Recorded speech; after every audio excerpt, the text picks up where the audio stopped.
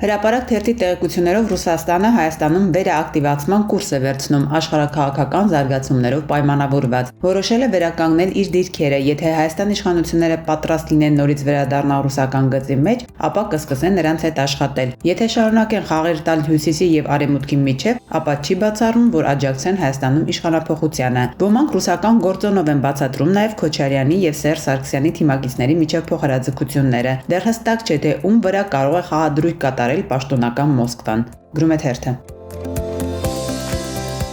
Հրապարակ թերթը գրում է իշխող թիմն ամբողջությամբ լծվել է Գյումրիում մարտի 30-ին կայանալիք ընտրություններում հաղթելու գործին։ Գյումրու ԿՊԱ-ականներին խիստ զգուշացվել է, Սարիկի պարտության դեպքում բոլորն են պատասխան տալու։ Դա ոչ թե Սարիկի, այլ քաղաքացիական պայմանագրի պարտությունն է լինելու։ Գյումրիում քաղաքացիական պայմանագրի կառույցում մեղմ ասած իրար միս են կրծում։ Կարեն Սարուխանյանն ու Սարիկ Մինասյանը գրեթե չեն շփվում իրար հետ։ ԿՊԱ-ականների մի մեծ խումբ էլ աչքով աչք չունի Աննա Հակոբյանի ազգական Վահագն Մկրտչյանի հանդեպ, որը ըստ էության Սարիկ Մինասյանի փոխարինողն է, բայց որպեսզի ընտրությունները չձախողվեն, ներանձնական հարաբերությունների պատճառով Փաշինյանը սպառնացել է, որ պարտության դեպքում բոլորն են պատժվելու եւ կորցնելու զբաղեցրած պաշտոնները։ Գրում է թերթը։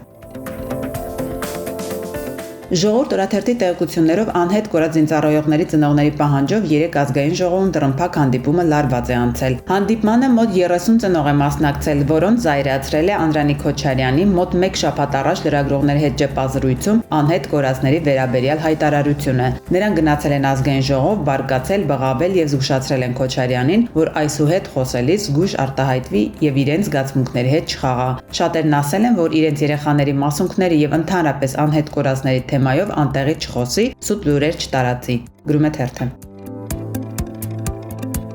Հրապարակ թերթը գրում է. մինչ հայկական ֆուտբոլային աշխարհը պահանջում է Հայաստանի ֆուտբոլի ֆեդերացիայի նախագահ Արմեն Մելիքբեկյանի հրաժարականը, հայկական ֆուտբոլը տապալելու համար թերթի տեղեկությունները նա ոչ միայն չի պատրաստվում հրաժարական տալ, այլև հակառակը այս օրերին զբաղված է իր դիրքերն ամրապնդելով։ Նա ամեն ինչ անում է UEFA-ի գործկոմում ընտրվելու համար, իսկ UEFA-ի գործկոմում լինելը նաև նյութական իմաստ ունի։ Գործկոմի անդամները տարեկան $200,000 աշխատավարձ են ստանում։ Գրում է թերթը։